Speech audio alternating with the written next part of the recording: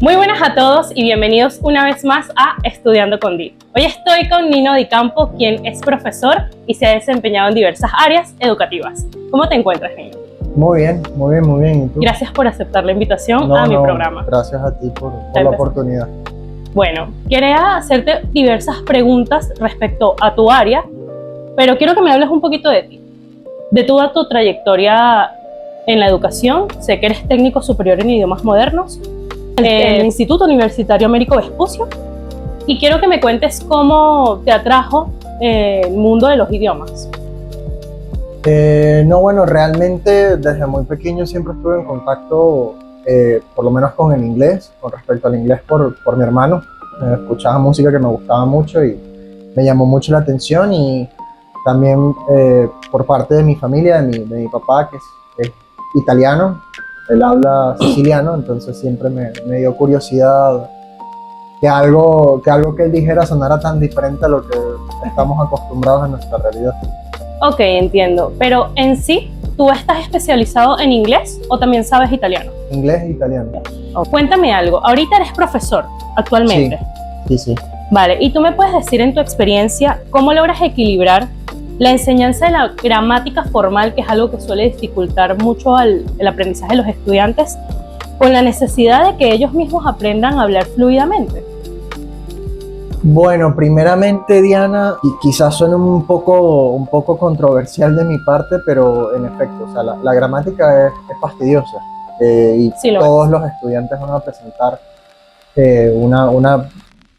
o casi todos los estudiantes van a presentar bastante resistencia a la hora de presentarles esta parte de cualquier lenguaje, pero es indispensable. O sea, es imposible aprender un idioma sin aprender la parte gramatical.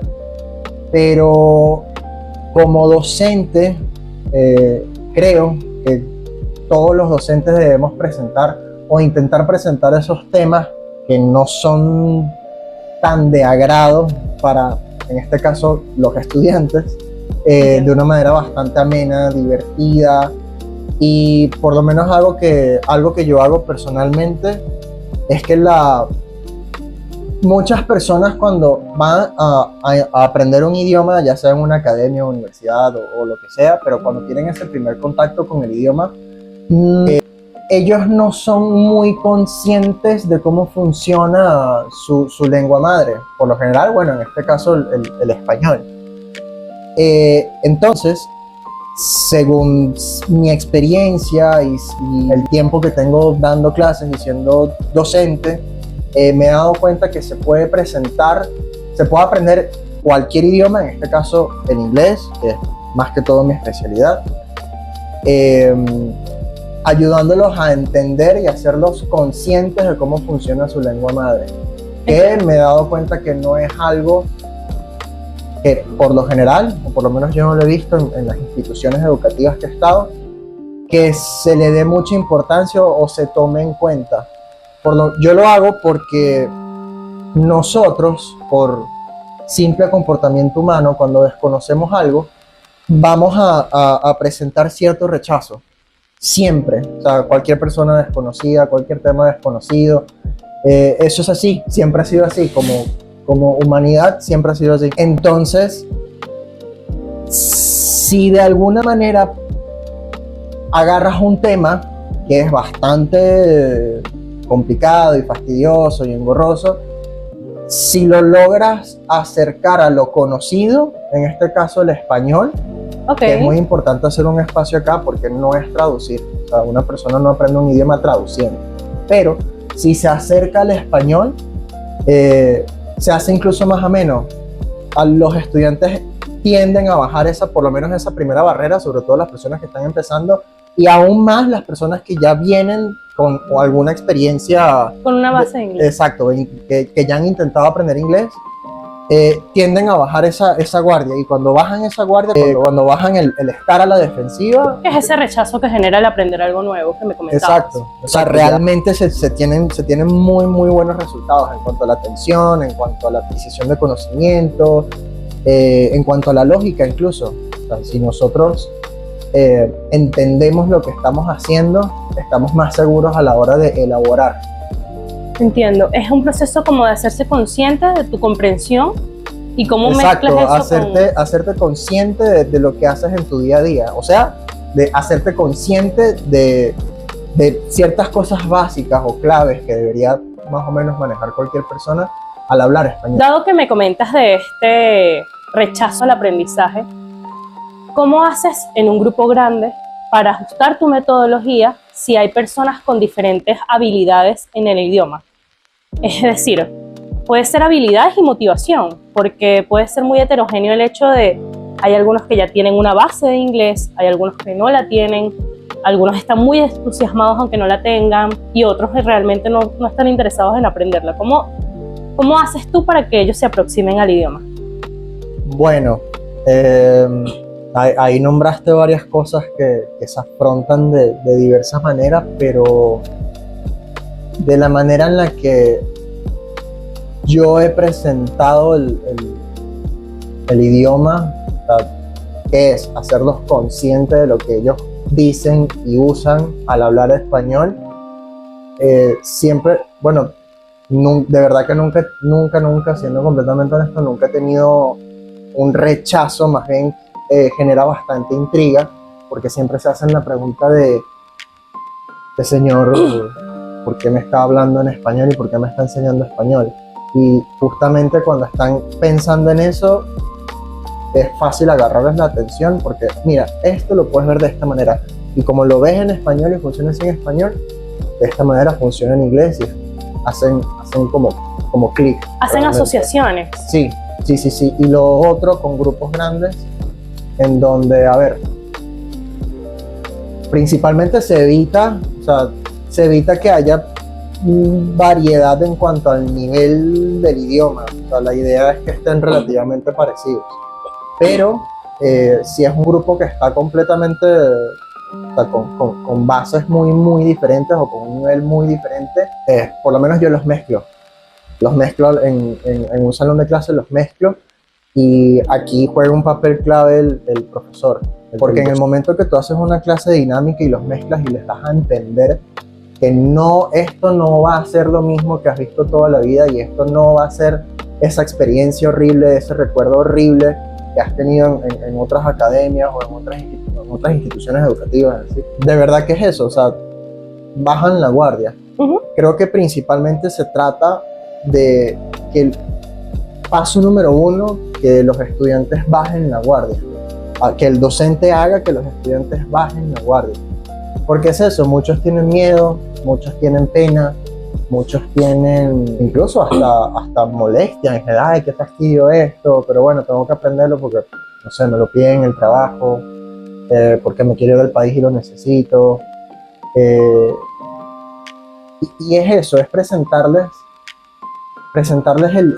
bueno, en este caso el inglés, pero puede ser cualquier idioma, presentarles el inglés como una persona no tan mala, ¿sabes? Entiendo. Sí, porque si me hablas de asociación, ya hablas de aprendizaje. Entonces, claro, la idea no es que memorices esto va aquí, se utiliza en tal ocasión, sino que ya sea... Por ejemplo, algo súper clave, te pregunto, tú cuando eras niña, no sé, algún sitio que te gustaba mucho ir, que si a comer helado o a casa de algún familiar o algo, nunca te pasó, tuviste esa experiencia de, no sé, por ejemplo, cuando yo iba a casa de mi tío, mi tía, mi padrino, o sea, quien sea, me olía a rosas porque él tenía un jardín afuera y bueno, cuando huelo rosas me recuerdo a mi tío, a mi familiar. Okay. No sé si te ha pasado algo así. Sí, algo así me ha pasado. Exacto, porque nuestra memoria se le hace, o bueno, nuestro cerebro se le hace mucho más fácil almacenar recuerdos, porque los recuerdos son experiencias. Y todas las experiencias que nosotros vivimos como seres humanos, tanto buenas y tristemente tanto como malas, casi nunca se olvidan. Y tienen semántica, porque mi tío, las rosas... Sí, exactamente. Entonces, si tú logras como docente relacionar la gramática o ciertas definiciones o ciertas estructuras con recuerdos, con experiencias, jamás se les va a olvidar. Puede ser con estímulos físicos, con sonidos. Increíble.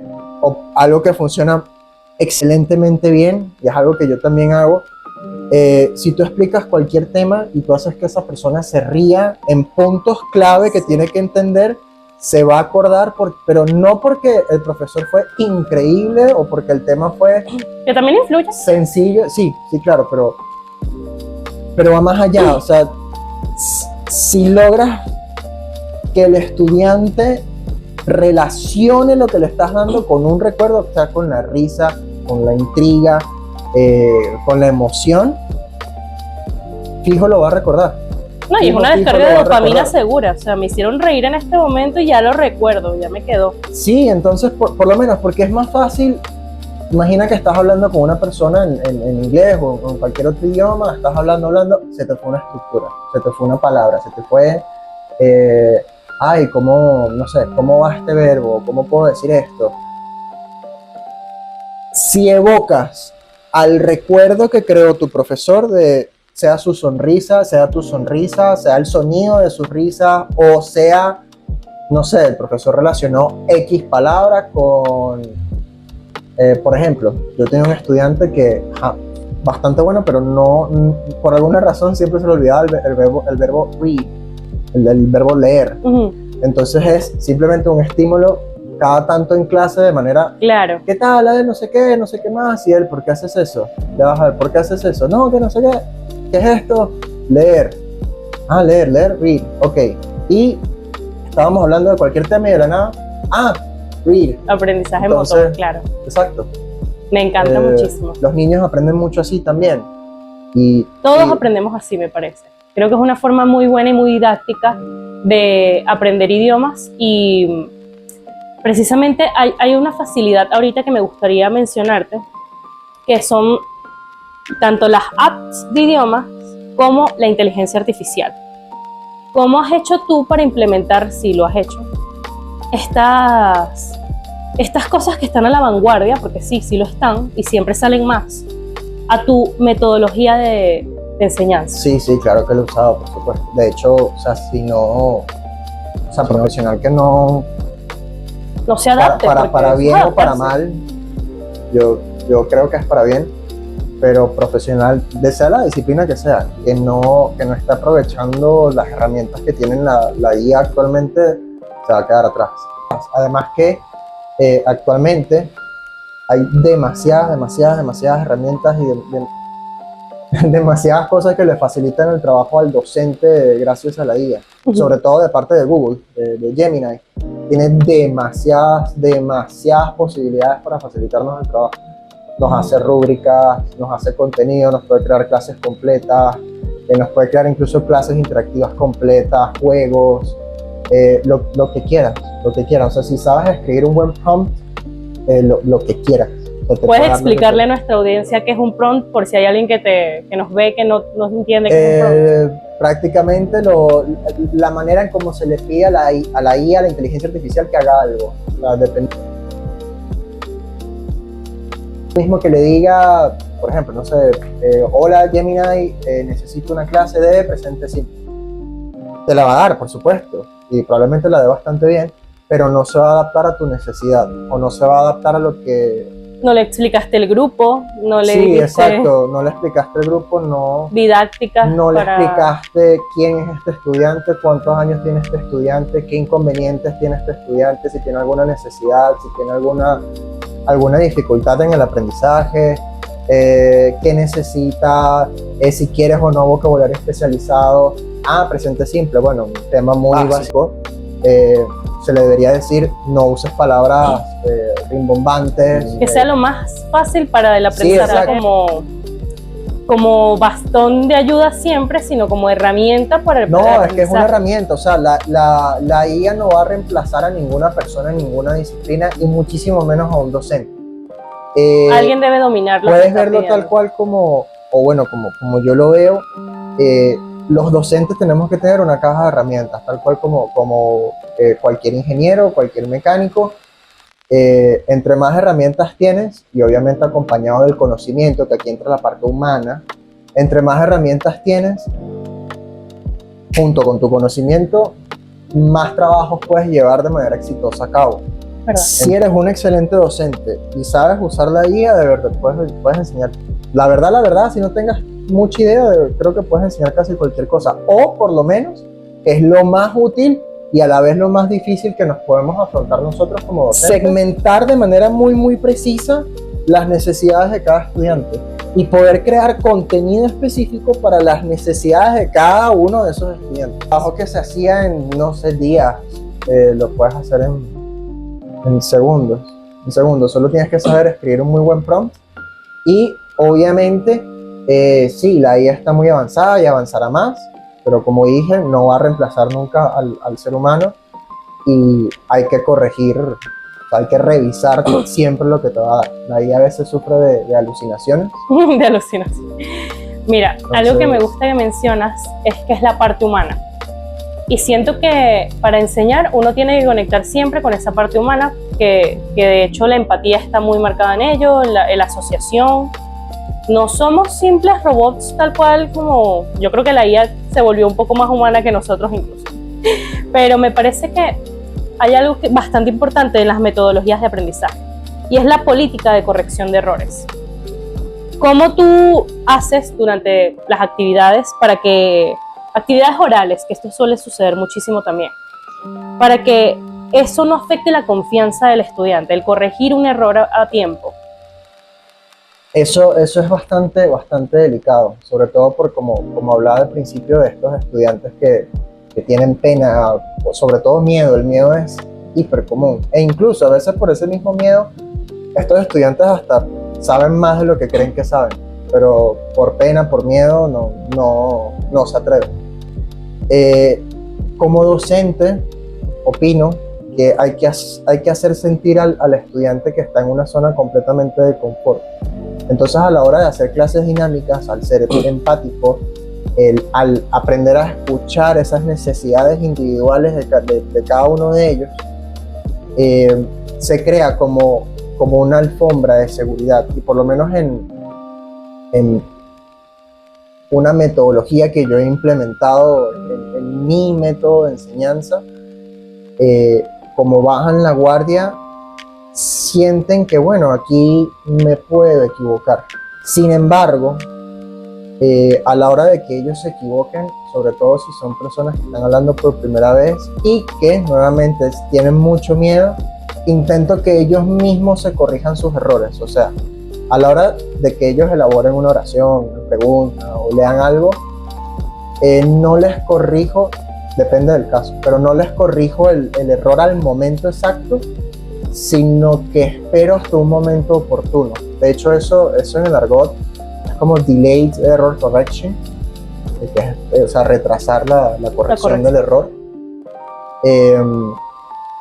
O por ejemplo, les hago preguntas para que piensen, tú dijiste esto de esta manera, y se los puedes representar también de una manera visual, se lo escribes, un pizarrón, un cuaderno, lo que sea. ¿No te suena? O sea, ¿qué crees? ¿Estás segura o seguro de lo que dijiste? ¿Está chévere? ¿Está perfecto? ¿Le cambiarías algo?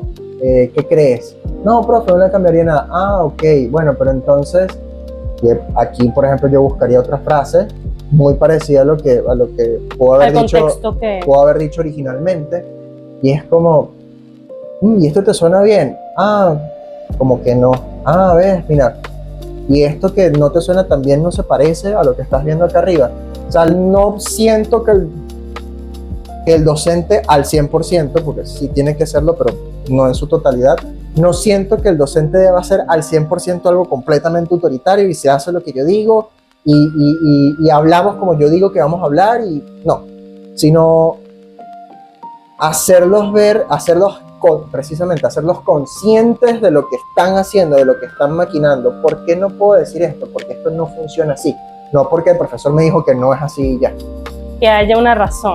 Siempre, una explicación. siempre, todo, absolutamente. Y más si ellos la pueden hacer esa conexión neuronal, como, ya entiendo por qué no se hace así. Sí. Por ejemplo, yo actualmente ideé una metodología propia, también haciendo como un popurrí de ciertas, por decirlo así, de ciertas metodologías y teorías de la enseñanza de grandes personajes en la educación. Y bueno, esta metodología se la vendí a una academia enseña idiomas, y en mi metodología yo utilizo diagramas de flujo para que nosotros como docentes podamos identificar necesidades del estudiante y o presentar temas en inglés. Un diagrama de Un diagrama de flujo es lo que se usa en la programación simbólica. Por ejemplo, un programador cuando va a hacer un programa o un software, una aplicación o lo que sea, muchas veces usan un diagrama de flujo. Se parece mucho a un mapa conceptual. Son cajitas que tienen varias ramificaciones. Pero va en este sentido. Por ejemplo, cuando yo doy estas capacitaciones en mi metodología, yo utilizo el ejemplo de hacer café. En mi caso, en mi casa de niño, jamás se hizo café con el colador de café, sino que siempre se hizo en greca. Y yo toda la vida creí, porque era mi realidad cuando era un niño, que el café se hace con greca, y si uno no tiene greca no puede hacer café. Entonces, ¿cuál es mi proceso para hacer café? Bueno, desarmo la greca. Si está sucia, aquí se presenta la primera incógnita. Si está sucia, ¿sí o no? Ese es el... No está sucia, exacto, ahí ya va la primera ramificación. No está sucia, bueno, le echo el agua. Si está sucia, la lavo y después le echo el agua, pongo el café, la aprieto, le pongo la hornilla, prendo la hornilla. Pero ese es mi proceso. Y el hecho de que sea mi proceso no significa que esté ni 100% correcto ni 100% errado. En teoría está correcto porque de que tengo café, resolví el problema. Pero el proceso es completamente diferente al de una persona que hace café con filtro. Y ese proceso del filtro tampoco está errado. Y se puede representar de esa manera, más o menos, a cada uno de nuestros estudiantes. No sé, Roberto presenta dificultades en Present Perfect, no sé. Y en el Present Perfect, ok, ¿qué he hecho yo como docente para afrontar esta dificultad? Es mi tema. De la manera en la que lo estoy haciendo, ¿afronta su problemática? ¿Sí o no? Si no, ¿qué puedo hacer para afrontarlo? Si lo estoy haciendo, ¿qué puedo hacer para cambiarlo, para modificarlo, para hacerlo mejor? ¿Cómo puede? Bueno, no sé, resulta que este estudiante aprende más por lo visual en vez de lo sí, porque hay de lo lógico y de lo teórico. Bueno, ¿qué estoy haciendo yo como docente? Y para adaptarme a la necesidad. Lo puedes dibujar en ese diagrama de flujo para adaptarlo a su necesidad específica. Nino, me parece bastante interesante lo que me comentas sobre el diagrama de flujo y cómo lo has manejado con tus estudiantes. Ahora bien, si tú haces un repaso de todo lo que has vivido como profesor, ¿dirías que ha cambiado tu forma de enseñar comparado con tus primeros años? ¿Y cuál crees que es el cambio más significativo que has implementado a esa metodología de aprendizaje? Sí, claro, por supuesto que ha cambiado. De hecho, creo que si no cambiaría, no fuera un profesor exitoso. No, o sea, creo que como seres humanos siempre tenemos que andar buscando la evolución en lo que nos haga felices y en lo que nos haga sentir útiles y profesionales. Entonces, sí, por supuesto que sí. Y ¿cómo lo había adaptado a mi metodología? Sí, ¿qué te motivó a cambiar tu metodología si fue algo que cambiaste? Sí, o sea, comparado a tu primero. Acá, bueno, me puedo poner como un poco emocional. Es que el que es profesor, el que es docente es porque le gusta. O sea, de verdad que no... Ese tipo de trabajo si no te gusta, es un martirio. Y no porque sea, no sé, horrible o... Requiere de mucho esfuerzo. Sí, claro, porque un docente es como una persona que hace teatro. O sea, tiene que tener demasiadas habilidades, sobre todo, por ejemplo, los docentes de niños, que me parece que son casi superhéroes. Sí, totalmente. Es alguien descubriendo. Esfuerzo físico, sí. Esfuerzo mental, todo, esfuerzo psicológico. Pero ¿qué me motivó? Simplemente que quería que mis estudiantes sintieran que no es tan horrible, o sea, que de verdad es algo diferente, que sientan sobre todo que sientan que sí pueden. O sea, yo, por cosas personales, he tenido muchas cosas muy cuesta arriba y llegar y a pesar de, bueno, de estar con todo en contra y decir, Dios mío, sí llegué, sí lo logré, o sea, es un sentimiento que no tiene comparación y no tengo palabras, o sea, me es inefable el poder explicarlo completamente. Entonces, quería que mis estudiantes sintieran bueno, lo mismo o por lo menos algo parecido. Quería que de verdad sientan que pueden hacerlo, y por lo menos a mí me ha tocado enseñarle a personas de ya más de 60 años de edad y es o sea, ellos son el típico estudiante. Yo he intentado toda la vida aprender, pero no pude.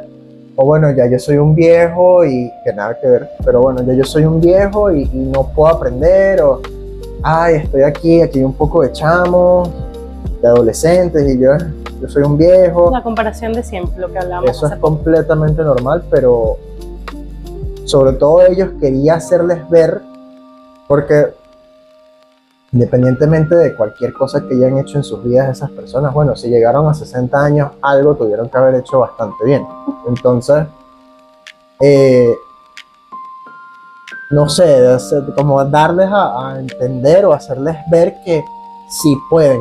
Así como lo lograste contigo. Que no se les, exacto, que no se les acabó la gasolina como ellos creen. Entonces, ya para finalizar, Nino, entiendo que esa es una de tus motivaciones para enseñar día a día, pero ¿qué otra cosa, aparte en el contexto en el que estamos, en el contexto venezolano, te motiva día a día a enseñar a tus estudiantes? Más allá de la metodología que implementaste, más allá del pensar, ellos pueden lograrlo porque yo lo logré y todos los humanos tenemos capacidades para lograrlo. ¿Qué te motiva? Bueno, en el contexto venezolano, es eso, por lo menos como comentaba anteriormente, la gran mayoría de personas que van a aprender por lo menos inglés, quizás otros idiomas sí es mucho más común verlo, no, porque me gusta mucho el idioma, porque siempre me dio curiosidad, pero por lo menos el inglés casi siempre, 90-95% lo necesito.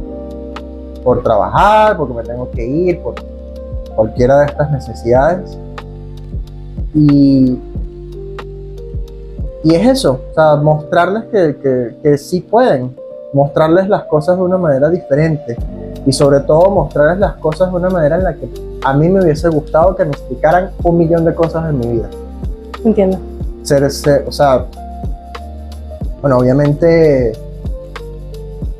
nuestro país tiene una realidad un poco compleja para millones de personas y es eso, hacerlos ver una problemática de una manera diferente y hacerlos pensar, así sea por 1 hora, 45 minutos, que no es tanto problema. Ser un buen profesor es marcar la diferencia. Muchas gracias por estar aquí, Nino, y por comentarnos tu metodología, por hacernos ver que hay alguien que se preocupa porque los estudiantes entiendan que hay una realidad más allá del miedo que sientes en el momento. Bueno, espero entrevistarte pronto con una nueva observación. Entiendo que estás estudiando ahorita para ser educador formalmente y eso es súper admirable. Y bueno, nos vemos en una siguiente edición de Estudiando con Di. Gracias por vernos. Gracias.